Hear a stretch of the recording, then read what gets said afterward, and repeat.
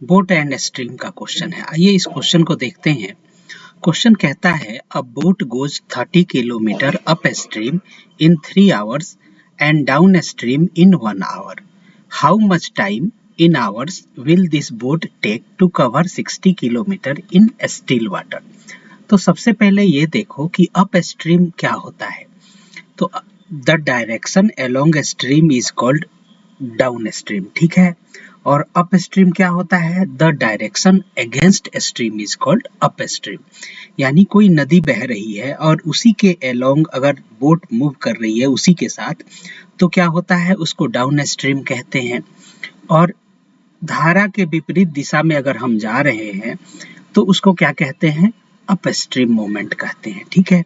तो मान लिया कि बोट का speed x kilometre per our है और जो नदी की धारा है स्पीड ऑफ स्ट्रीम वो y किलोमीटर पर आवर है।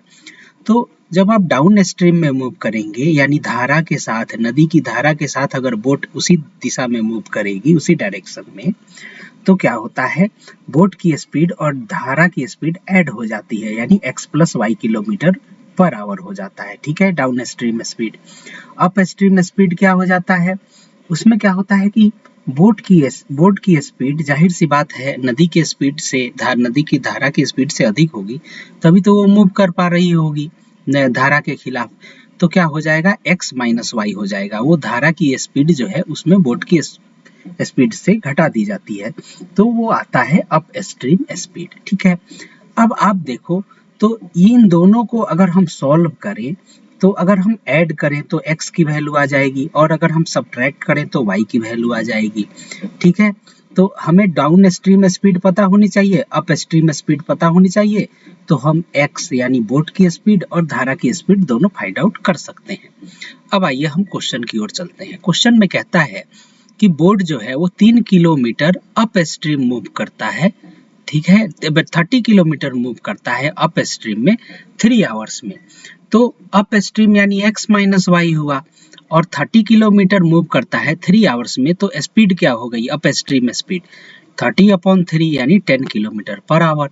सिमिलरली कहता है डाउन स्ट्रीम में 30 किलोमीटर मूव करता है 1 आवर में, यानी 30 डिवाइडेड बाई टाइम 1 आवर, ये कितना आ जाएगा? 30 किलोमीटर पर आवर आया, ये डाउन स्ट्रीम स्पीड आ गया, ठीक है। अब हम निकाल लें बोट की स्पीड, ठीक है। तो बोट की स्पीड निकालना है तो इन दोनों को ऐड कर दें, तो ये y और y कैंसिल आउट हो जाएगा, 2x इज इक्वल टू आ जाएगा, ये क्या आ जाएगा? 30 प्लस 10 यानी 40। x की स्पीड आ गई, x यानी बोट की स्पीड आ गई 20 किलोमीटर पर आवर। अब जब हमें बोट की स्पीड पता चल गई तो कहता है कि स्टिल वाटर में 60 किलोमीटर ट्रेवल करने में कितना टाइम लगेगा।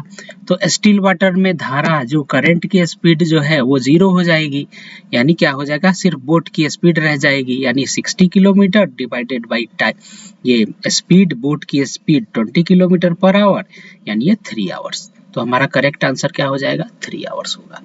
तो उम्मीद है आपको ये चीज समझ में आई होगी। आप हमारे चैनल राघव मैथ्स